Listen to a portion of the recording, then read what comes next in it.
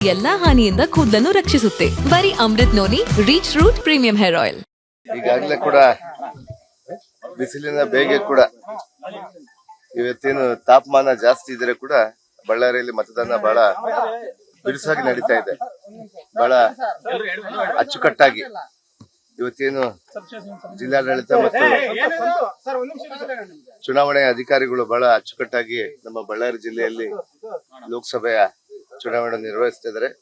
ಅದರ ಪ್ರಯುಕ್ತ ಇವತ್ತು ಚೆನ್ನಾಗಿ ಅಂದ್ರೆ ಚೆನ್ನಾಗಿ ಮಾಡ್ತಾ ಇದ್ದಾರೆ. ಅದ್ರ ಜೊತೆಗೆ ಈ ಬಾರಿ ಈ ಲೋಕಸಭೆ ಚುನಾವಣೆಯಲ್ಲಿ ಕೂಡ ನಮ್ಮ ಕಾಂಗ್ರೆಸ್ ಅಭ್ಯರ್ಥಿಯ ಗೆಲುವು ಖಚಿತ ಅನ್ನುವಂತ ವಿಚಾರವನ್ನ ತಿಳಿಸ್ಲಿಕ್ಕೆ ಬಹಳ ಸಂತೋಷ ಆಗುತ್ತೆ.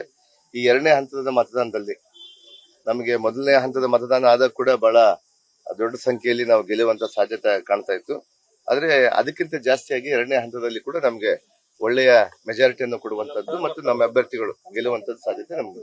11 ಗಂಟೆವರೆಗೆ 26% ಆಗಿದೆ. ತುಂಬಾ ಬಿಸಿಲಿದೆ, ಆದ್ರೂ ಕೂಡ ಜನರು ಮತಗಟ್ಟೆಗೆ ಬಂದು ತಮ್ಮ ಮತನ್ನ ಚಲಾಯಿಸ್ತಾ ಇದ್ದಾರೆ.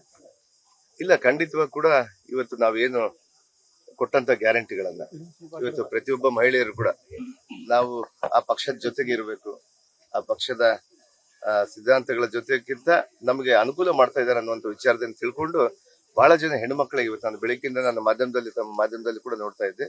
ಬಹಳ ಜನ ಹೆಣ್ಣುಮಕ್ಕಳು ಸಾಲಾಗಿ ನಿಂತು ಮತವನ್ನು ಚಲಾಯಿಸೋದು ನೋಡ್ತಾ ಇದ್ರೆ ಇದು ಮೊದಲೇದಾಗಿದೆ. ಯಾಕಂದ್ರೆ ಪ್ರಥಮ ಬಾರಿಯಾಗಿ ಈ ರೀತಿ ಆಗ್ತಾ ಇದೆ. ಇಷ್ಟು ಬಿಸಿಲಿನ ಬೇಗೆಯಲ್ಲಿ ಕೂಡ ಬಹಳ ಜನರು ಒಟ್ಟಾಗಿ ಬಂದು ಸೇರಿ ಮತದಾನವನ್ನು ಮಾಡ್ತಾ ಇದ್ದಾರೆ. ಇವತ್ತು ಬಹುಶಃ ಈ ಮತದಾನದ ನೋಡ್ತಾ ಇದ್ರೆ ಒಂದು 65ರಿಂದ 70% ದಾಟುವಂತ ಸಾಧ್ಯತೆ ಕಾಣ್ತಾ ಇದೆ. ಆದ್ರೆ ನಮಗೆ ಈ ಬಿಸಿಲಂತೂ ತುಂಬಾ ಇದೆ. ಈಗ 11 ಗಂಟೆವರೆಗೆ 26% ಅಂದ್ರೆ ಮತ್ತೆ ಈಗಿನ ಸ್ವಲ್ಪ ಕಡಿಮೆ ಆಗ್ಬೋದು ಅಂತೇಳಿ ನಮ್ಗೆ ಇದಿದೆ, ಮಾಹಿತಿ ಇದೆ. ಅವರು ಗಂಭೀರ ಒಂದು ಆರೋಪ ಮಾಡ್ತಾರೆ ಸರ್. ಅಂದ್ರೆ ಸಿದ್ದರಾಮಯ್ಯನವರ ಕ್ಯಾಬಿನೆಟ್ ಇದ್ರ ಹಿಂದೆ ಇದೆ, ಅವರೇ ಕೂತ್ಕೊಂಡು ಇದನ್ನ ಷಡ್ಯಂತ್ರ ರೂಪಿಸಿದ್ದಾರೆ. ಖಂಡಿತವಾಗಿ ಇವತ್ತು ಈ ಪ್ರಕರಣದಲ್ಲಿ ರಾಜಕೀಯ ಮಾಡಕ್ ಹೊಂಟಿದ್ದಾರೆ. ಇವತ್ತು ಈಗಾಗಲೇ ಕೂಡ ತನಿಖೆ ನಡೀತಾ ಇದೆ, ಪ್ರಕರಣ ನ್ಯಾಯಾಲಯಕ್ಕೆ ಹೋಗ್ತಾ ಇದೆ. ಇಂಥ ಸಂದರ್ಭದಲ್ಲಿ ಕೂಡ ಇವರು ಬೇರೆ ಏನಿಲ್ಲ ಅವ್ರಿಗೆ. ಯಾಕಂದ್ರೆ ಅವರ ಇಬ್ಬರ ಒಂದು ಇದು ಏನು ಪಕ್ಷದ ಅಲೈನ್ಸ್ ತುಂಬಾ ಅವ್ರಿಗೆ ಪೆಟ್ಟಾಗಿದೆ. ರೇವಣ್ಣ ಪ್ರಜ್ವಲ್ ಅವರ ಏನು ಪ್ರಕರಣ ಇಡೀ ಉತ್ತರ ಕರ್ನಾಟಕ ಭಾಗದಲ್ಲಿ ಕೂಡ ಅದು ಖಂಡಿತವಾಗಿ ನಮ್ಮ ಕರ್ನಾಟಕದಲ್ಲಿ ಬಹಳ ದೊಡ್ಡ ಪೆಟ್ಟನ್ನು ಕೊಡ್ತಾ ಇದೆ ಅವ್ರಿಗೆ. ಹಾಗಾಗಿ ಅವರು ಆ ಸೋಲಿನ ಹತಾಶದಿಂದ ಈ ಭಾಗದ ಅವ್ರು ಮಾಡಿದಂತ ಕೃತ್ಯಗಳನ್ನ ಬಹಿರಂಗವಾಗಿ ಆಗ್ತಾ ಇದೆ ಅಂತ ಹೇಳಿ ತಿಳಿದ ಮೇಲೆ ಬಿಜೆಪಿ ಅವರು ಅದನ್ನ ಸಮರ್ಸ್ಕೊಳ್ಳಕ್ ಹೋಗ್ತಾ ಇದ್ದಾರೆ. ಬಟ್ ಇದರಿಂದ ಯಾರು ಷಡ್ಯಂತ್ರ ಇಲ್ಲ, ಯಾರು ಪಾಪ ಮಾಡಿರ್ತಾರೋ ಅದು ಮಾಡ್ಲೇಬೇಕಾಗುತ್ತೆ. ಮಹಾನ್ ನಾಯಕರಿದ್ದಾರೆ ಅಂತ ಹೇಳ್ತಾ ಇದ್ದಾರೆ ಡಿ ಕೆ ಶಿವಕುಮಾರ್. ಅದು ಗೊತ್ತಿಲ್ಲ ಮಹಾನ್ ನಾಯಕರಂದ್ರೆ ಯಾರು ಅವರು, ರಮೇಶ್ ಜಾರಕಿಹೊಳಿ ಯಾರು ನಾವು ಕಾತುರದಿಂದ ಕಾಯ್ತಿದ್ವ ಮಹಾನ್ ನಾಯಕ ಯಾರು ಅಂತ ಹೇಳಿ. ಮಹಾನ್ ನಾಯಕ ಯಾರು ಬಿಜೆಪಿ ಪಕ್ಷದಲ್ಲಿ ಇದ್ದವರ ಅಥವಾ ಜೆಡಿಎಸ್ ಪಕ್ಷದಲ್ಲಿ ಇದ್ದವರ, ಯಾವ ಪಕ್ಷದಲ್ಲಿ ಇದ್ದವರು? ನಮ್ಮ ಪಕ್ಷಕ್ಕಂತೂ ಅವ್ರು ಹೇಳಕ್ ಬರೋದಿಲ್ಲ. ಶಿವಕುಮಾರ್ ಅವರ ಮೇಲೆ ನೇರ ಆರೋಪ ಮಾಡ್ತಾರೆ. ಆರೋಪ ಮಾಡೋದ್ರಲ್ಲಿ ಬರೀ ಆರೋಪ ಇರ್ತದೆ. ಯಾಕಂದ್ರೆ ಅವ್ರಿಗೆ ಬೇರೆ ಅವಕಾಶಗಳಿಲ್ಲ. ಯಾಕಂದ್ರೆ ಈಗಾಗ್ಲೇ ಕೂಡ ಅವ್ರು ಯಾರು ಡ್ರೈವರ್ ಅದನ್ನ ಹೇಳಿಕೆಯನ್ನು ಕೊಟ್ಟಿದ್ದಾರೆ. ಇವತ್ತು ಅನೇಕ ಬಾರಿ ಹೇಳಿಕೆಯನ್ನು ಮಾಧ್ಯಮದಲ್ಲಿ ಕೊಟ್ಟಿದ್ದಾರೆ. ಇದಕ್ಕೆ ಯಾರು ಸಂಬಂಧ ಇಲ್ಲ, ನನ್ನ ವೈಯಕ್ತಿಕ ಸಂಬಂಧ ಅಂತ ಹೇಳಿ ಹೇಳ್ತಾ ಇದ್ರು. ಆ ಸಂದರ್ಭದಲ್ಲಿ ಬೇರೆ ಪಕ್ಷದ ಮೇಲೆ ಒಂದು ಗೂಬೆ ಕೂರಿಸೋದು ಸರ್ವೇಸಾಮಾನ್ಯ.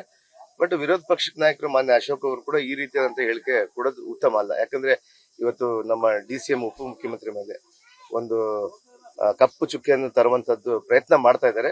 ಬಟ್ ಅದರಲ್ಲಿ ನಮ್ಮ ಮಾನ್ಯ DCM ಶಿವಕುಮಾರ್ ಅವರ ಪಾತ್ರ ಇದರಲ್ಲಿ ಏನೂ ಇಲ್ಲ.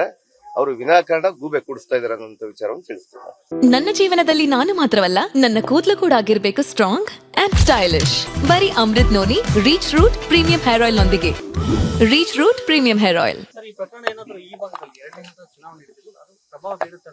ಖಂಡಿತವಾಗಿ ಪ್ರಭಾವ ಬಿದ್ದೇ ಬೀರುತ್ತೆ. ಯಾಕಂದ್ರೆ ಮಹಿಳೆಯರ ಮೇಲೆ ಇರುವಂತ ಅತ್ಯಾಚಾರಗಳು ಇವತ್ತೇನು ಅದನ್ನೆಲ್ಲ ಕೂಡ ಬಹಿರಂಗವಾಗಿ ಮಾಧ್ಯಮದವರೇ ತಾವು ಬೆಳಕು ಚೆಲ್ಲಿದ್ದಾರೆ. ಇವತ್ತು ಯಾರೋ ಕೊಟ್ಟಿದ್ದಂತಲ್ಲ, ಪೆನ್ ಡ್ರೈವ್ ಒಂದು ಪೆನ್ ಡ್ರೈವ್ ಅಂದ್ರೆ ಅದು ಇಡೀ ರಾಜ್ಯಕ್ಕೆ ಬೆಳಕು ಚೆಲ್ಲಿದಂತವ್ರು ತಾವು ಮಾಧ್ಯಮದವರು. ಇವತ್ತು ಮಾಧ್ಯಮದವರು ಅದನ್ನ ಬೆಳಕಿಗೆ ತಂದಿದ್ದಾರೆ. ಆ ಪ್ರಕರಣದಲ್ಲಿ ಖಂಡಿತವಾಗಿ ಅವ್ರಿಗೆ ಹಿನ್ನಡೆ ಆಗೇ ಆಗುತ್ತೆ. ಯಾಕಂದ್ರೆ ನಮ್ಮ ದೇಶ ಯಾವತ್ತೂ ಕೂಡ ಒಂದು ಸಂಸ್ಕೃತಿ ಇರುವಂತ ದೇಶ. ಹೆಣ್ಮಕ್ಳ ಮೇಲೆ ಒಂದು ಬಹಳ ಗಂಭೀರವಾದಂತ ಅಂದ್ರೆ ಹೆಣ್ಮಕ್ಳ ಮೇಲೆ ಒಂದು ಗೌರವ ಕೊಡುವಂತದ್ದು ಒಂದು ದೇಶ. ಈ ದೇಶದಲ್ಲಿ ಇಂತಹದ್ದು ಅನೇಕ ಪ್ರಕರಣಗಳಾಗಿದ್ದಾವೆ.